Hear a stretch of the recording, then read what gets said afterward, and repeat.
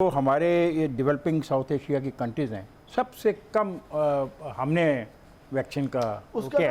ये देखो ना, हमारे पास सर उज़्बेकिस्तान और कंबोडिया रह गए हैं। बहरहाल हमारे टॉप जो सबसे ज़्यादा मंगवाई है इंडोनेशिया ने मंगवाई है, फिर इंडिया, फिर फिलिपाइंस, वियतनाम, थाईलैंड, मलेशिया, और हम सबसे पीछे हैं। तो ये जिम्मेदारी है कि नहीं है हुकूमत का? जो इस पूरी कोरोना के टाइम में जो सबसे बड़ी कमज़ोरी या नालायकी का जो इन्होंने मुजाहरा किया, इन्होंने टाइम पे वैक्सीन ऑर्डर्स नहीं की। ये एक लिखी पड़ी बात है और ये सबको पता है इस बात का। इसमें जब वक्त गुजर गया ना, एक मिनट, मुझे एक और बात भी आपसे कहनी है। ना सिर्फ ये कि वैक्सीन, अब ऑक्सीजन जो इनके पास एक प्लांट था, मैं आ रहा था उसी पे, तो उसको अगर ऑपरेट कर लेते तो आज तो ये रोना ना होता। इस हुकूमत का जो सबसे बड़ा पहले दिन से जो इशू चल रहा है ना, वो डिसीजन मेकिंग में इनकी परसेप्शन ही गलत है। इनकी सोच लॉन्ग टर्म पर्सपेक्टिव में ये चीज़ों को देखते ही नहीं है। कोरोना के मामले में भी इन्होंने ये किया।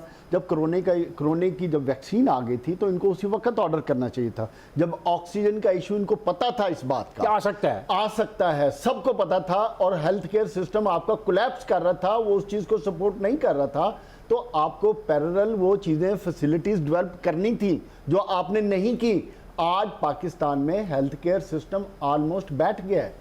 It's not supportive. मैं जानता हूं कि आज मुझे 3 हॉस्पिटल्स में किसी को एडमिट कराने के लिए फ़ोन करने पड़े तो उनके पास जगह ही नहीं है, और उधर आपके मिनिस्टर हेल्थ आके प्रेस कॉन्फ्रेंस करके कह रही होती हैं कि हमारे पास 60%, अभी 40% कैपेसिटी बची हुई है। ये सब झूठ है, ये फिगर्स फेक हैं। उसका मतलब है कि लोगों को खुद एहतियात करनी चाहिए।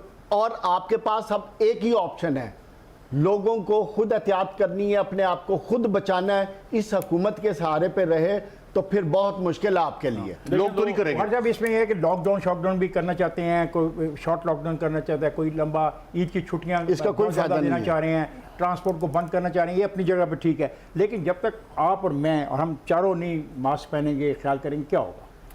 देखिए, इसके 2-3 एस्पेक्ट्स हैं। पहली बात तो यह है कि हमने काफ़ी सारा अरसा ज़ाया कर दिया इसलिए कि हम डिनाइल मोड में थे। अब इसकी तफसील में जाने की ज़रूरत नहीं है, मेरे ख्याल से सबको पता है मैं क्या कह रहा हूँ। और दूसरी बात यह है कि पुलिस हो, रेंजर हो, फौज हो, कोई दुनिया में वो SOPs इम्प्लीमेंट कराने को 100% इंश्योर नहीं कर सकती जो अवाम ने करना है, जो आपने खुद करना है। हमारे यहाँ सबसे बड़ा डायलेमा ये है कि हमारी पब्लिक जो है, पब्लिक एट लार्ज, वो रिस्पॉन्सिव नहीं है। आप आज जहाँ मुकम्मल लॉकडाउन लगाने की तैयारी हो रही है 16 शहरों में, वहाँ ज़रा हाल देख लें जाके, सड़कों के ऊपर, बाज़ारों में और दुकानों के अंदर। लोग नहीं मानते। इस डिनाइल मोड को कौन करेक्ट कर सकता है सिवाय उसकी ज़ात के, या मरेंगे या खुद। आप ये देखें आज का जो फिगर हमारे सामने रखा हुआ है कि इसमें 200 बंदा गया।